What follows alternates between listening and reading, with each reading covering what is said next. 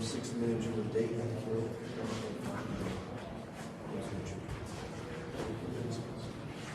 Babies that were children that they were justice. Because of those babies, yeah, there were models also in the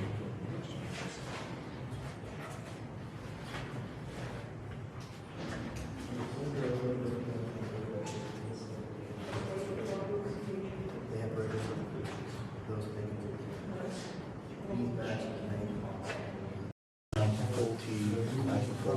that's how they look. First there was only hay on the floor in the streets. Then they were given blankets, straw mats. So basically for the first year, that's how they looked. Without the bunks, beds, this up on the floor. First with hay, then blankets and straw mats. 1,000 people or more were still living together. Still these were good conditions compared to the other camp in Auschwitz II. And here we also have hundreds of these photographs. All these people, ladies and gentlemen, are the ones that had the men, women, and children. So maybe first these men on the right. First you see their names, then you see their camp numbers. In Auschwitz prisons were given such numbers that they had to use instead of the names. Each prisoner with a camp number. And in the last line there are two dates when these people were halted and when these people.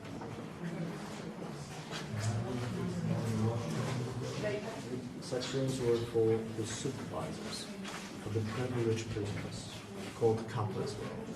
Kappas were the privileged prisoners supervisors that were helping the Nazis, and usually they were picked among the worst criminals that were in camp. Sometimes kappas could be as bad as the members of this team.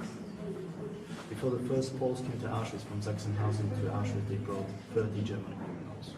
They were the first kappas, the first supervisors. Because they worked for the Nazis, much better conditions than ours. In the pictures down there, we haven't seen any Jewish. That's how they were, the Jewish prisoners. Instead of taking pictures, they were tattooing the prisons. These camp numbers that you see in all these pictures were tattooed on the left forearm. And after you will remember only prisons had the numbers tattooed. So you see the person with the tattoo now on the left forearm is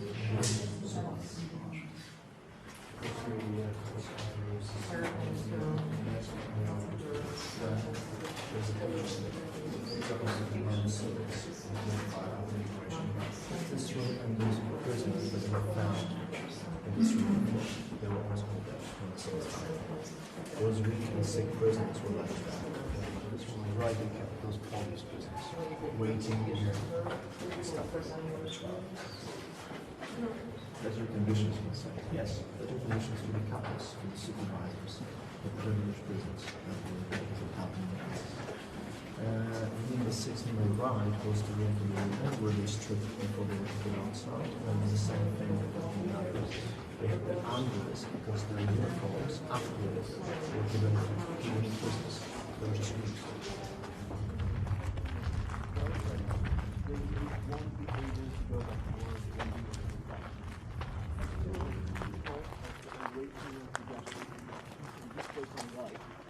It's the one in which people after selection the hospital were waiting to be taken against them. And there are two paintings of it. One of them showing that moment when people are being put on the track, those who are in the cell. The second painting on the left shows SS doctors killing prisoners with poison injections into the heart. And this is what they were doing in the country. And there are stories of prisoners that went on offense to commit suicide. One of the German officers from Auschwitz, Karl Fritsch, used to say to the prisoners that the only way out from Auschwitz is to the chamber. And the crematorium was right there.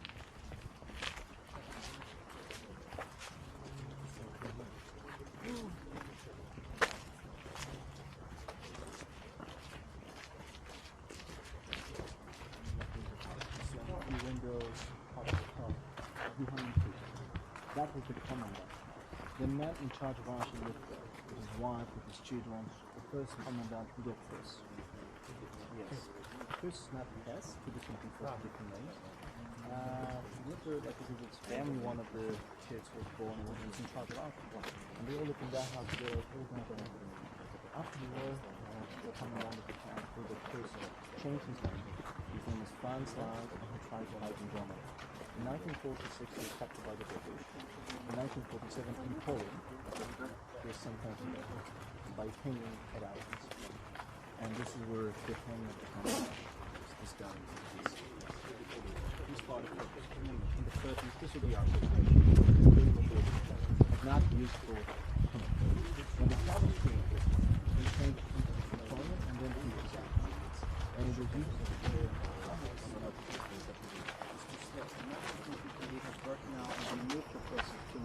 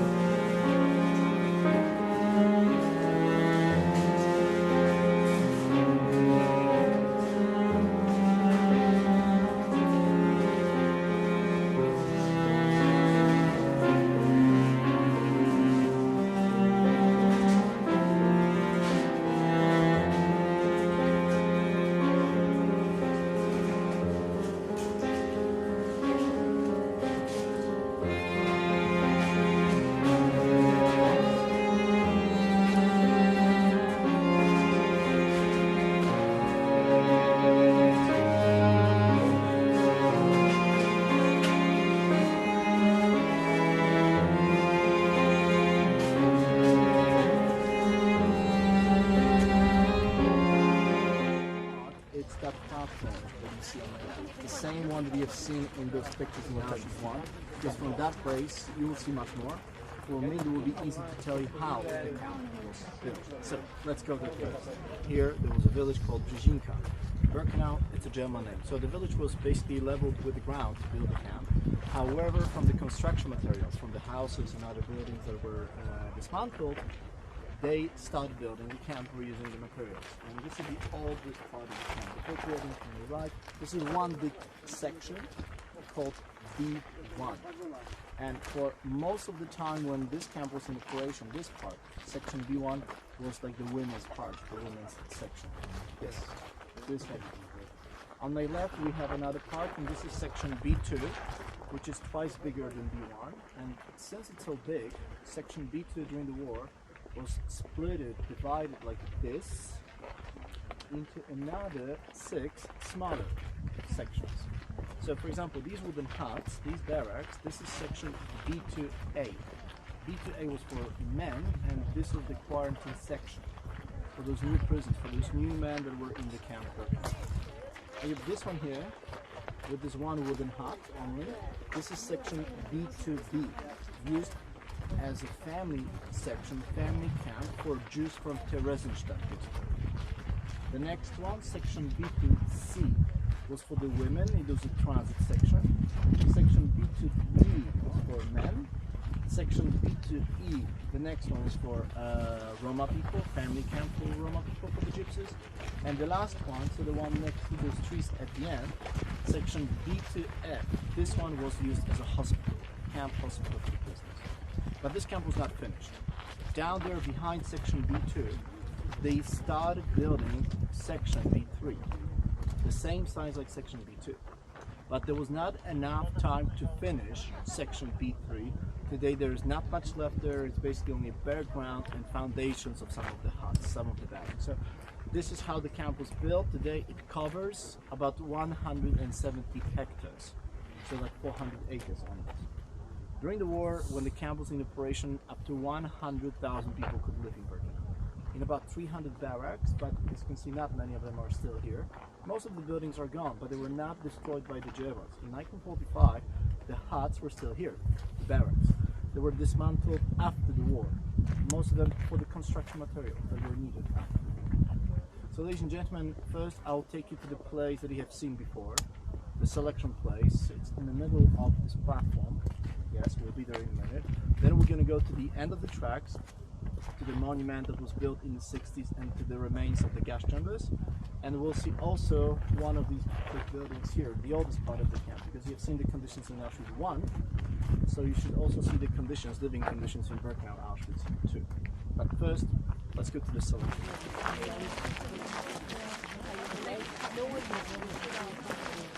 Ladies and gentlemen, so do you remember this photograph that we have all seen in Block 4 in Auschwitz I? So, of course, you can recognize the place. This is where most of them were taken, of course.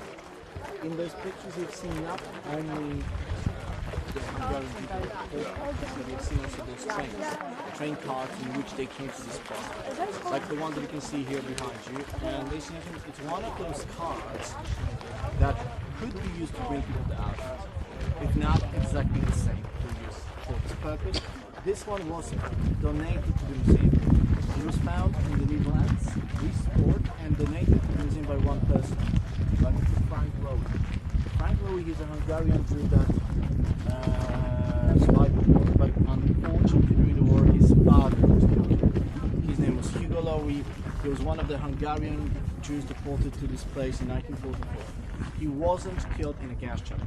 He was killed here, on this platform. The Germans killed him because he was not following the orders. He was beaten to death because he didn't want to leave the prayer bag. Yes, many Jews brought with them their prayer bags, their talits. So he wanted to keep the prayer bag for not following the orders. He was beaten to death here on this platform. His son, Frank Lowy, survived the war. After the war, he went to Israel first, then to Australia. And in Australia, he was well known because he owned the Westfield, the shopping centers. And he paid for the renovation and for the transportation of this train cars to Auschwitz. It's here since 2009.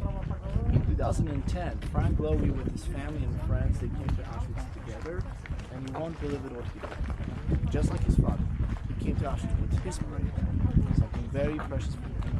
And he left the prayer bag inside the train car, and it's still there since 2010. I didn't tell you before how many people could be in these train cars. There's gentlemen in the one like this, from 60 to 80 people, an average. It could be 100 or more. And remember, the journey could take a week more even than that. So there are many stories, unfortunately, many stories of those people that died on the way in the train cars, lack of food, water, heat, and people squeezed like cattle. There are also stories of women that, for example, gave birth to children in these train cars on the way to Auschwitz. And remember that photograph with Heinz Stilo? I told you that you will be standing in the same place. This is the one. This is where they were conducting selections. That doctor and the man with the cane, they were standing right here. There's a story about that photograph. It happened in 2007. One of my friends that worked at Auschwitz for years as a German-speaking guy, in 2007 he gave a tour to a German. And after Auschwitz won the first part of the visit, someone from that group, a gentleman, he spoke to my colleague, to my friend, and said that he probably saw his father in one of those pictures. In that picture with Heinz. So they went back there to see that picture, and they found son recognized his father in that picture. The question is why he was in the picture? Because he was a member of the SS. He was one of the guards that worked at Auschwitz. And son didn't know that. Son knew that his father was in the army, but he was never told that he worked at Auschwitz and he was a member of the SS. His father was here in 44 assisting during the selection, helping to the government. Unfortunately, we couldn't talk to that man from the picture, to that soldier, because he passed away. Remember that up to now, only like 10% of the guards from Auschwitz were prosecuted. 10%, that's all. So, try to think about this place in the 40s, 1944, when those people were arriving to the camp. Sometimes 10,000 people in one day or more. And most of them, just after they got off the train, were killed in the gas chambers. 2, 3, 4, or 5. The gas chambers were at the end of the track. 10 minutes walk from here. Other gas chambers in the woods, 15 to 20 minutes. Remember what I said? This was the main killing site. 90% of those that were killed in the Auschwitz complex died in this Auschwitz. For those that survived, this is where they have seen their families for the last time. Right, ladies and gentlemen, so how much time it took us to walk? About 10 minutes. About 10 minutes. And look, we are at the end of the tracks, literally at the end of the line. On both sides, you see the remains of the gas chamber. On my right, they had gas chamber number 2, and the left gas chamber number 3. In Auschwitz I, you all have seen the model of this gas chamber number 2, but the one on the other side was exactly the same. These buildings were like this, it was just a mirror image, the way they were built, constructed. Down here at the end of the track, you see stones, steps, rocks. This is all new. Okay. They are part of the monument that was built here in 1967 to commemorate all victims of Auschwitz. The main part of the monument are those rocks, those dark rocks that you see. They have different shapes. They represent tombstones, gravestones that the victims of Auschwitz, most of them never had. There are also plaques over there next to those stones with this short text to read, and you'll see that it's the same text in 23 different languages. Yes, the languages that were spoken by the victims of Auschwitz. Not Portuguese, but there's a language that looks like Spanish as well. If you speak Portuguese or Spanish, you will understand it. It will be the very last one. So we're going to walk this way.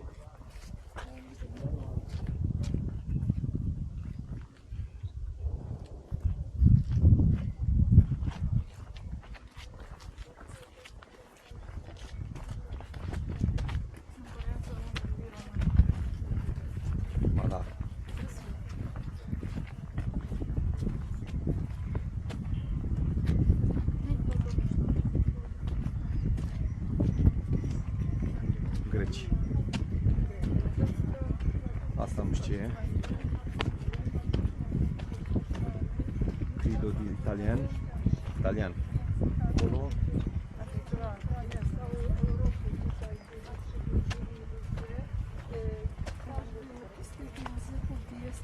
Taka sama treść, jaką widzicie Państwo na Uite aici.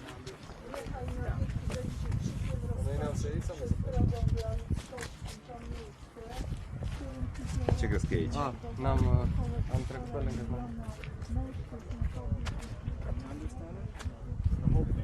We all have seen the model of this building before when we were in Auschwitz I. So, of course, the buildings of the crematoria could be seen from the platform, from the camp. What those people could not see were the rooms underneath, too, of course. So here you can see one of these rooms, and there's the next one that goes like this. It turns right. So 2 rooms underneath, like in the model. This one here, this was the changing room. Look at this step. So this was the way to go into this room. So in 1944, thousands of those were selected to be killed in this gas chamber. They, of course, first walked from the selection place down here to the end of the tracks. They were standing right here. These steps were not here, they are part of the monument. And then they were entering this first room. Like I said, in this room there were benches, there were hangers on the walls with the numbers. So those people were not only told just to go there and leave their stuff, they were told to tie their shoes, put their stuff together, remember the number of the hanger. And then when they did it, they were taken from this first room to that second room underneath, right there. The second room underneath used as gas chamber. And according to the records, ladies and gentlemen, that gas chamber number 2, when it comes to the size, the surface, it was about 210 square meters. And think that up to 2,000 people at once could be there. So 1 square meter, if we split by 2, is the same. 7, 8 people together. In the top of the gas chamber number 2, there were 4 openings for the cycle. Like I said, through those openings, they dropped down the canisters with the pellets inside. When they did it, they closed the openings. A few minutes it took to activate the poison, the heat, the temperature, activate the cyclone B, and then the poison just evaporated from the pellets. Believe me, after a few breaths, people were vomiting, choking, suffocating. They were dying for like 15 to 20 minutes.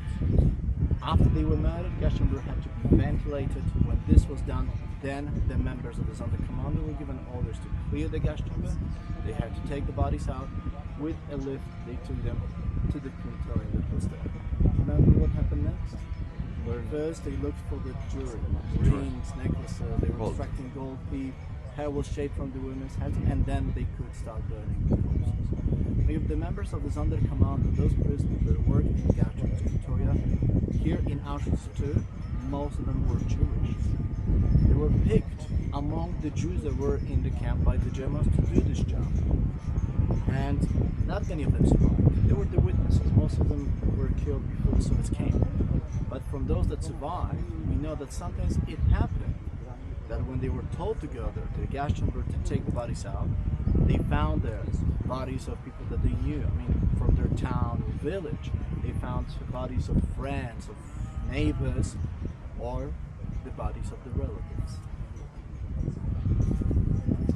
Today, all 6 gas chambers that were in Auschwitz II in Birkenau are gone. They were destroyed by the Germans before the Soviets came. To hide the proofs, this one here was destroyed a week before the liberation.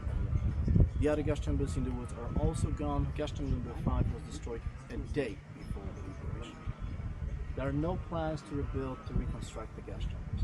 We want to preserve the authenticity of the site. So the gas chambers were found like this. This is the way that they will be kept and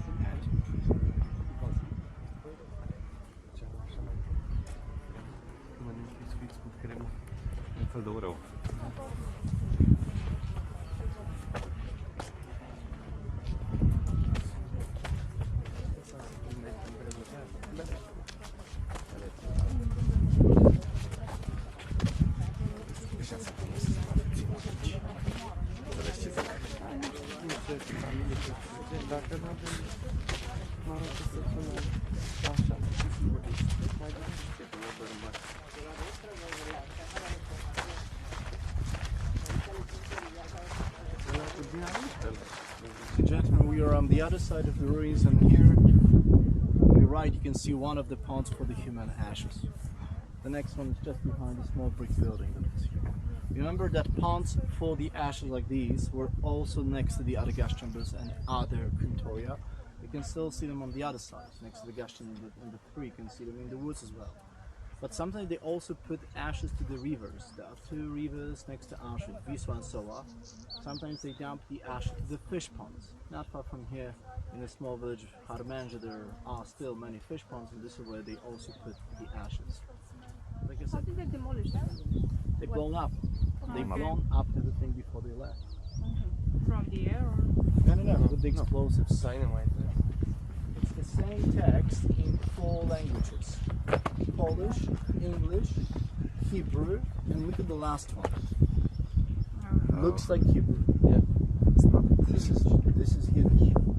This is Yiddish. It's a language that was spoken by most of the European Jews, by the Ashkenazis. And it's a very unstable ground. So after years the walls started bending, and many of them, like that one, had to be reinforced. But of course after the preservation works will be done, something like this will be gone, and we'll have probably more buildings open to visitors. That one over there. Inside, of course, it looks the same like the other buildings, but there is one more thing in that one that you cannot see in other blocks. And these are the paintings that were made by the prisoners for the children. This was one of the children's barracks in Birkenau. Let's go inside.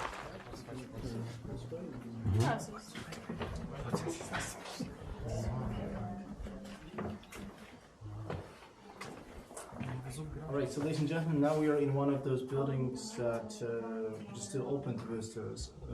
We are hoping that after the other buildings will be preserved, they also going to be open to the visitors. But like I said, they all inside look the same, like this one here. You have these bunks that are here as well in the other buildings. These are the original bunks. And look at this, there were 3 levels to sleep, not 2. They slept on the floor as well. On one level like this, there were like 4 or 5 people, sometimes 7 or 8. This one, 700 to 800 people could live in this building together. You know that it gets cold during the winter. So that means freezing cold, minus 25 degrees Celsius. So basically all barracks that were here as living quarters had heating system to heat the barracks during the winter.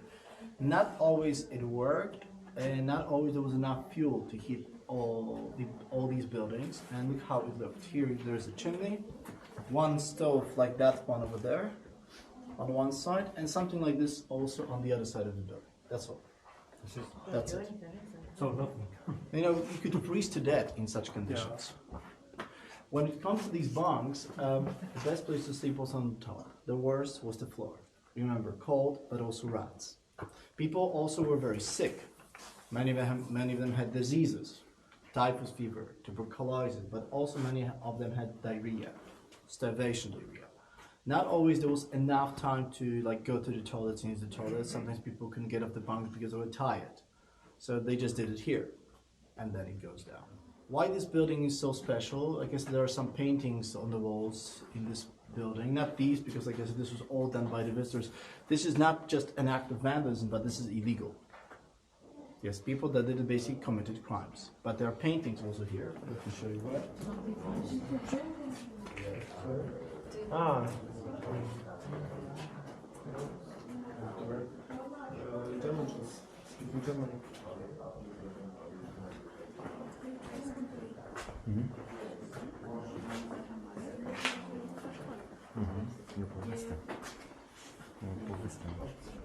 You had the chance to see those paintings. Like I said, they were made for the kids, and this is one of the children's barracks.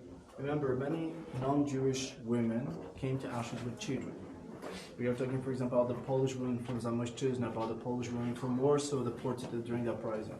So this was one of those children's barracks in which the kids, sometimes with their mothers, were kept. And those paintings that you have just seen were made in 1944 by the prisons for the kids that were here in this building. Unfortunately, we don't know the names of the prison that made the paintings, but this is something very unique to see.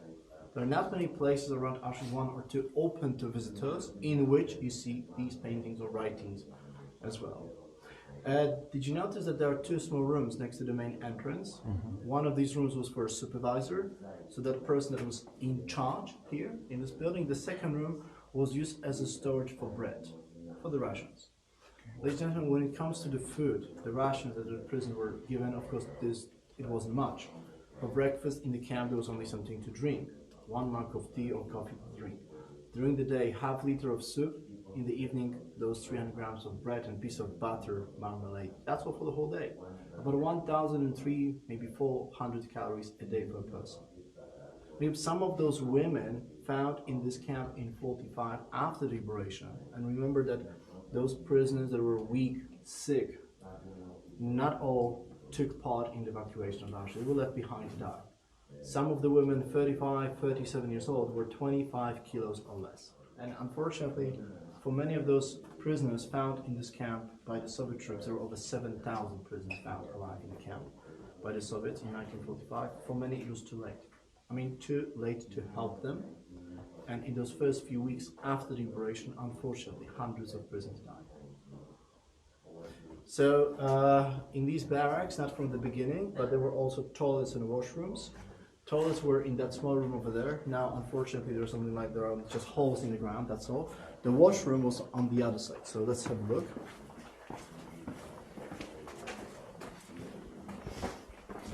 So, such washrooms like that one over there were in these buildings.